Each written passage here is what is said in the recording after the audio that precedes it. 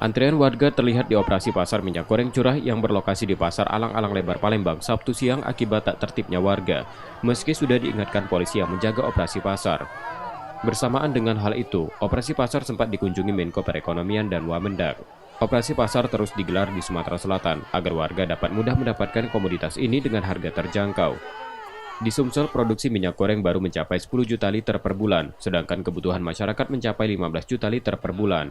Kondisi ini terjadi masih ada distributor dan produsen yang menyelesaikan proses rafaksi untuk membayar selisih harga minyak di pedagang agar tak ada lagi harga lama.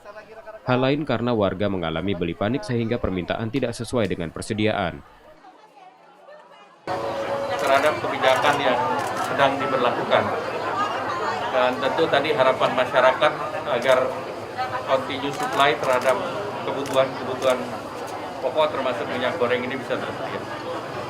Izin Pak Menko, untuk refaksi Pak, selisih harga yang dibayarkan pemerintah pada produsen minyak saat ini Pemerintah tidak membayar selisih harga, yang ada adalah domestic market obligation dan juga domestic price obligation untuk harga CPO. Berapa kisarannya Pak Menko? Harga di masyarakat 14.000. Pak, setelah lebih singkat Pak untuk kelangkaan ini dan ini. Barang ini tersedia, hanya kita lihat titik.